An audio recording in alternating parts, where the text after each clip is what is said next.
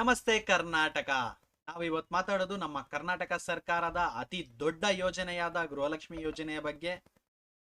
ಗೃಹಲಕ್ಷ್ಮಿ ಯೋಜನೆಗೆ ಸಂಬಂಧಿಸಿದಂತೆ ಜುಲೈ ತಿಂಗಳ 23ನೇ ಕಂತಿನ ಹಣ ಅನೇಕರಿಗೆ ಆಲ್ರೆಡಿ ಜಮಾ ಆಗಿದೆ.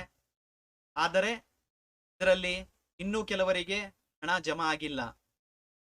ಹೌದು, ದಸರಾ ಹಬ್ಬದ ಪ್ರಯುಕ್ತ 23ನೇ ಕಂತು, ಜುಲೈ ತಿಂಗಳ 23ನೇ ಕಂತಿನ ಹಣವನ್ನು ಜಮಾ ಮಾಡ್ತೀವಿ ಅಂತ ಹೇಳ್ಬಿಟ್ಟು ಪ್ರೆಸ್ ಮೀಟ್ ಮಾಡಿ ಲಕ್ಷ್ಮಿ ಹೆಬ್ಬಾಳ್ಕರ್ ಮೇಡಮ್ ಅವರು ಹೇಳಿದ್ರು. ಅದೇ ತರ ಅನೇಕರಿಗೆ ಅಮೌಂಟ್ ಬಂದಿದೆ, ಬಟ್ ಇನ್ನೂ ಕೆಲವರಿಗೆ ಬರಬೇಕಿದೆ. ಈ ಗೃಹಲಕ್ಷ್ಮಿ ಯೋಜನೆಯ ಹಣವನ್ನು ಹಂತ ಹಂತವಾಗಿ ಟ್ರಾನ್ಸ್ಫರ್ ಮಾಡ್ತಿದ್ದಾರೆ.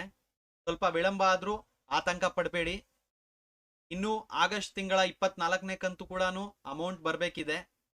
ಸರ್ಕಾರದ ಮಾಹಿತಿಯ ಪ್ರಕಾರ ಶೀಘ್ರದಲ್ಲೇ ಈ ಅಮೌಂಟ್ ಕೂಡ ರಿಲೀಸ್ ಮಾಡ್ತೀವಿ ಅಂತ ಹೇಳಿದ್ದಾರೆ.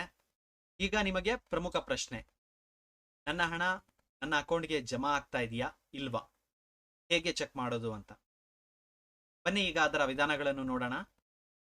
ಇದರಲ್ಲಿ ಮೊದಲ ವಿಧಾನ, ನಿಮ್ಮ ಹತ್ತಿರದ ಸೇವಾ ಸಿಂಧು ಸೆಂಟರ್ಸ್ ಇರುತ್ತಲ್ವಾ, ಅಲ್ಲಿ ಹೋಗ್ಬಿಟ್ಟು ನಿಮ್ಮ ಡೀಟೇಲ್ಸ್ ಕೊಟ್ಟು ಅಲ್ಲಿ ಚೆಕ್ ಮಾಡಿಸೋದು.